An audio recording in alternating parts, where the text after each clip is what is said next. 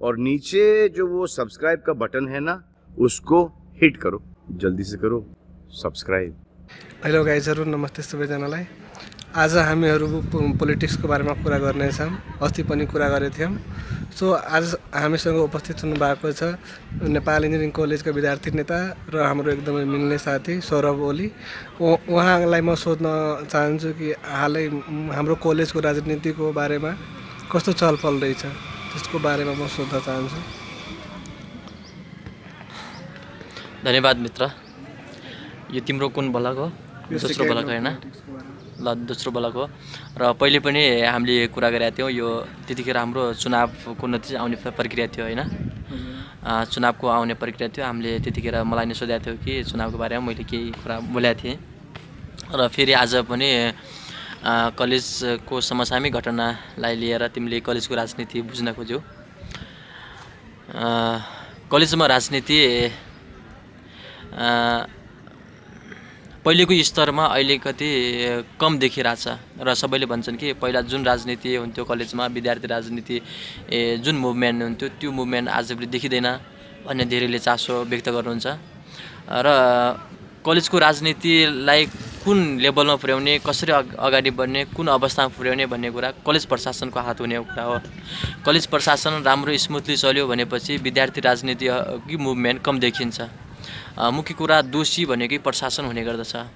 यदि प्रशासनले विद्यार्थीले भनेका मागहरू सजिलै पाइरहेका छन्, सेवा सुविधामा कुनै कन्जुसाइ गरेका छैन र शिक्षक विद्यार्थीहरूले शिक्षकलाई समस्या सुनाउने बित्तिकै शिक्षकले समस्यामाथि प्रशासनमा पुर्याउने, प्रशासनले छिट्टै त्यसलाई हल गर्यो भनेपछि विद्यार्थी राजनीति त्यस्तो मुभमेन्ट आउने, जस्तो तालाबन्दीदेखि लिएर आन्दोलनदेखि लिएर विभिन्न विरोधको रूपहरू हुन्छ, त्यस्तो रूप देखिँदैन पनि। अब जब प्रशासन दोषी हुन्छ, प्रशासनले धेरै गल्तीहरू गर्दै जान्छ भने त्यस्तो अवस्थामा विद्यार्थी विद्रोह सुरु हुन्छ। विद्यार्थीले प्रश्न गर्छन्। मुख्य कुरा विद्यार्थी आन्दोलन भनेको प्रश्नबाट उब्जिने कुरा हो। जब प्रश्न गर्ने नै ठाउँ रहेन होइन, प्रश्न गरे पनि सजिलै समाधान हुन्छ भनेपछि जुन हामीले विद्यार्थी राजनीतिलाई एउटा नकारात्मक तरिकाले हेरेका छौँ, उनीहरू विद्यार्थी राजनीति भनेको जुन लेभल हाम्रो इमेज बनेको छ त्यस्तो इमेज भन्दा नि अलिकति सभ्य तरिकाले अगाडि बढ्न सक्छ, अगाडि बढ्छ पनि।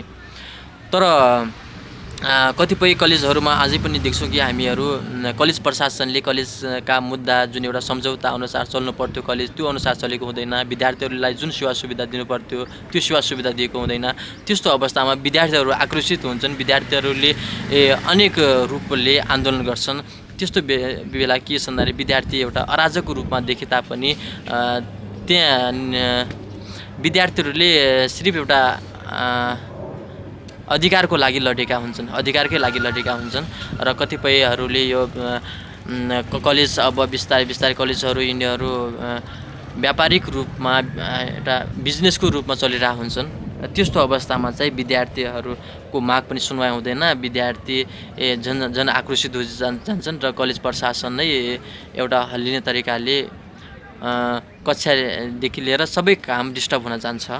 र अहिले हाम्रो कलेजमा त्यस्ता इस्युहरू देखिएका छैनन्। जस्तो इस्युहरू त के छन्, अब बिस्तारै होला ती इस्युहरूमा विद्यार्थीहरूले आक्रोश त पोख्लान्। तर अहिलेको स्थितिमा क्लासहरू रेगुलर भइरहेछन् र शिक्षक र प्रशासन बीच राम्रो सम्बन्ध छ र विद्यार्थीहरूले सजिलैसँग पठन पाठन गर्न पाइरहेका छन्। तर कदाचित त्यस्ता समस्याहरू आउने बित्तिकै विद्यार्थीहरू यहाँ यो कलेजका पनि जागरुक हुन्छन्। ती विद्यार्थीहरूले आन्दोलन गर्छन् नै, उनीहरूले प्रश्न उठाउँछन्। किनकि विद्यार्थी अलिकति सचेत वर्ग र युवा वर्गमा गरिन्छ, अलिकति अरूको भन्दा भिन्नै तरिकाले प्रश्न गर्ने शैली पनि हुन्छ। त्यसकारणले अहिले शान्त भए तापनि प्रशासनबाट त्यस्ता गल्ती हुन बित्तिकै विद्यार्थीहरू चुप लागेर बस्दैन। ल, धन्यवाद मित्र। मित्रले भन्नुभएको हाम्रो कलेजको बारेमा, पोलिटिक्सको बारेमा, समस्याहरूको बारेमा। अहिले कलेजमा त हाम्रो केही खासै समस्या छैन होइन। सो अब म नेक्स्ट प्रश्न मित्रलाई सोध्न गइरहेछु कि हालै बनेको सरकार प्रचण्डजी हाम्रो जस्तै प्रधानमन्त्री भयो होइन, त्यसको बारेमा तपाईँको के अवधारणा रहेछ? हाम्रो हालै बनेको सरकारको बारेमा के अवधारणा? यो खुसीको कुरा पनि हो मित्र। एउटा लामो त्याग हैन योगदान गरिरहेका व्यक्ति कमरेड प्रचण्ड जुन नेपाली राजनीतिमा उहाँको नाम एउटा चर्चामा आउने गर्छ। हरेक कुरामा प्रचण्ड जोडिएर आउने कुरा गर्छ नेपाली राजनीतिमा।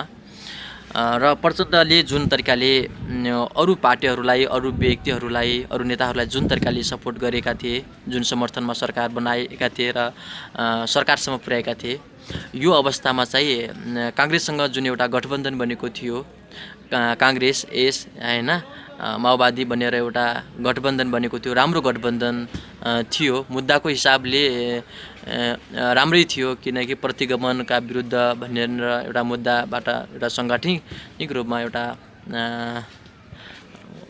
भएको थिए तिनीहरू, त्यो राम्रो थियो। तर बिस्तारै बिस्तारै त्यहाँभित्र पनि एउटा अहङ्कार सिर्जना भइदियो, नेपाली काङ्ग्रेसमा एउटा अहङ्कार सिर्जना भइदियो हैन। अनि त्यस पछाडि जुन पाउनुपर्ने माओवादीले अवसर थियो हैन, त्योबाट अलिक च्युत गर्न खोजेको थियो। त्यस्तो अवस्थामा कमरेड प्रचण्डले त्योबाट मोडिएर कमरेड ओलीसँग एमालेसँग सहकार्य गर्न पुग्नुभयो र उहाँ सरकारमा पुग्नुभयो। अब यो घटना, यो राजनीतिक समीकरणहरू यस्ता भइरहन्छन्, संसदीय प्रणालीमा यस्ता समीकरणहरू भइरहन्छन्, किनकि त्यहाँ सङ्ख्या पुर्याउनु पर्ने हुन्छ हैन। प्रधानमन्त्री यतिकै हुने कुरा हैन, जनताले चुनिदिएमा सांसद हुन बित्तिकै प्रधानमन्त्री हुन्छ भन्ने छैन। त्यहाँ राजनीतिक समीकरणहरू मिलाउनु पर्ने हुन्छ, त्यहाँ सांसदहरूको पनि समर्थन चाहिन्छ। त्यसै कारणले यस्ता समीकरणहरू टुटफुट हुन्छन्, फेरि निर्माण हुन्छन्, त्यो भइरहन्छ। अब मुख्य कुरा हामी जनताहरूले, सर्वसाधारण जनताहरूले अब प्रधानमन्त्री भयो, प्रधानमन्त्री भइसकेपछि अब जनताहरूले कस्तो सेवा पाउलान्, जनताका हक अधिकारहरू कुन रूपमा हेरेला,